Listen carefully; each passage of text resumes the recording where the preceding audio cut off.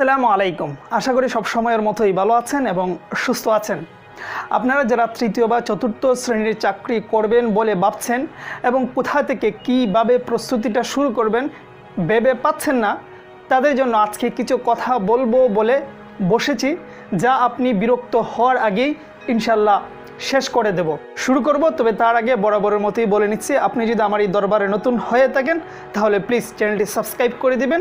ভালো লাগলে like comment share দেবেন, ভালো না লাগলে ডেফিনেটলি ডিসলাইকও দিতে পারেন, কারণ আপনার ডিসলাইককেও পার্সোনালি আমি অনেক বেশি রেসপেক্ট করি। ওয়েল, আপনারা যারা তৃতীয় বা চতুর্থ শ্রেণীর চাকরির প্রার্থী, স্বাভাবিকভাবেই আপনাদের মধ্যে কেউ হয়তো ইন্টারমিডিয়েট শেষ করেছেন, অথবা কেউ ডিগ্রি, অথবা কেউ ম্যাট্রিক শেষ করেছেন। তো এই পড়ালেখা শেষ করে এই যে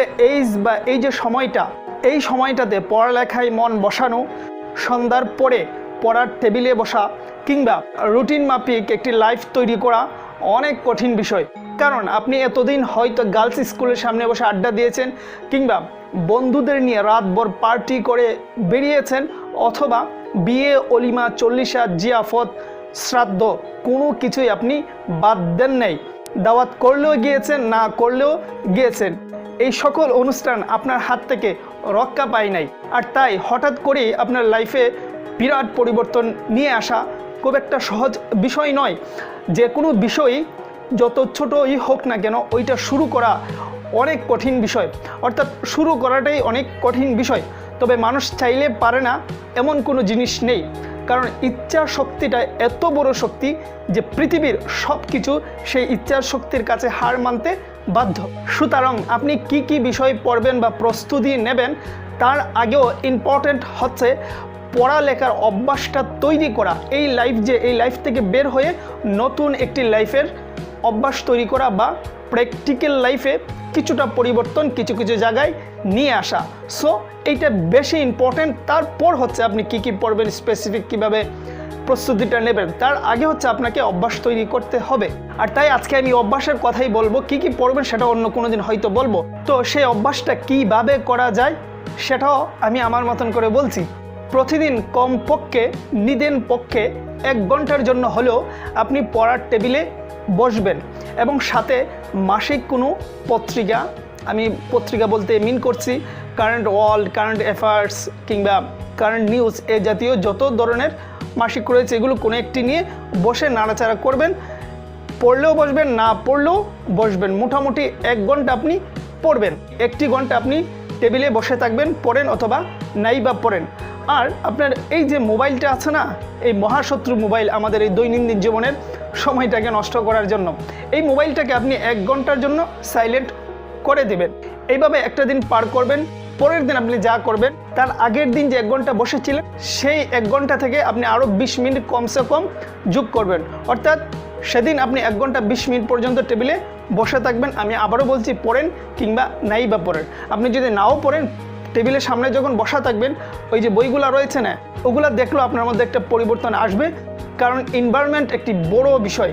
সো আপনি 1 ঘন্টা 20 মিনিট বসবেন, তারপরের দিন তার থেকেও বেশি পড়বেন, তারপরের দিন তার থেকেও বেশি পড়বেন। অর্থাৎ প্রতিদিন আপনি আপনার নিজের সাথেই প্রতিযোগিতা করবেন। এইভাবে আস্তে আস্তে টেনে টেনে সময়টাকে লম্বা করবেন। আমি আবারও বলছি, আপনি কিন্তু প্রস্তুতি নিচ্ছেন না, আপনি অভ্যাসটা তৈরি করতেছেন, যেটা খুব ইম্পর্ট্যান্ট। পড়বেন না পড়বেন সেটা পরের বিষয়, আগে অভ্যাসটা তৈরি করুন। কারণ এতদিনের যে লাইফে আপনি জং ধরেছে, সেটা যেতে কিছুটা সময় তো লাগবেই। তো এইভাবে যখন নিয়ম করে প্রতিদিন 1 ঘন্টা প্লাস 2 ঘন্টা 3 ঘন্টা বসতে শুরু করবেন, দেখবেন আস্তে আস্তে আপনার অজান্তেই গড়ে ফেরার বা টেবিলে বসার একটা টেন্ডেন্সি আপনার মধ্যে তৈরি হয়ে যাবে। তখন বন্ধুবান্ধব ডাকলে কিন্তু আর যেতে ইচ্ছে করবে না, আপনার মধ্যে একটা দায়িত্ববোধ বেড়ে যাবে।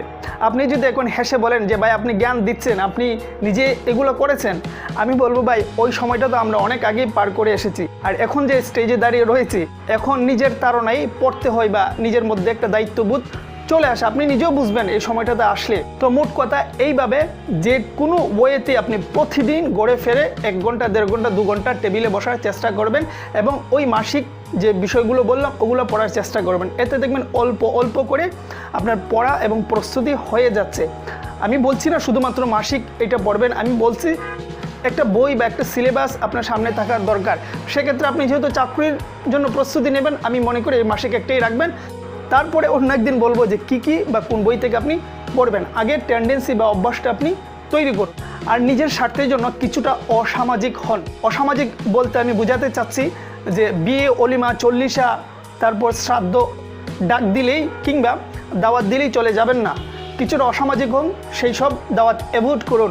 অ্যাভয়েড করলে হয়তো বলবে অনেকে যে কেন গেলেন না, হয়তো আপনার উপর সাময়িক রাগ করতে পারে, কিন্তু আপনি যে ওই সময়টা সেভ করে আপনার টেবিলে দিয়েছেন, একদিন দেখবেন যে আপনার প্রতি রাগ হয়েছে সে একদিন আপনাকে বুকে টেনে নেবে, আপনার প্রশংসা করবে। কিন্তু আপনি যদি ব্যর্থ হন, সে কিন্তু কখনোই ভাববে না, কখনো এটা ফিলও করবেন না যে তার কারণে আপনার জীবন থেকে কিছুটা সময় হলেও নষ্ট হয়েছে। সেই জন্য নিজের স্বার্থের জন্য কিছুটা অসামাজিক হন, কিছুটা এই সমস্ত সামাজিক অনুষ্ঠান আপনি বয়কট করুন কিংবা অ্যাভয়েড করুন। যাই হোক, আজকে এই কিছু কথাবার্তা বলছি শুধুমাত্র অভ্যাসটা আমাদের মধ্যে তৈরি হোক, দেন ইনশাল্লাহ আমি বলবো স্টেপ বাই স্টেপ এই তৃতীয় শ্রেণীর জন্য স্পেসিফিক কী পড়া উচিত। অভ্যাসটা তৈরি হলে পরের ধাপগুলো ইনশাল্লাহ অনেক সহজ হয়ে যাবে। যাই হোক, আজকে এই পর্যন্ত রেখে দিলাম, সামনে হয়তো আরও কথা হবে। সেই পর্যন্ত ভালো থাকবেন, সুস্থ থাকবেন। আল্লাহ হাফেজ।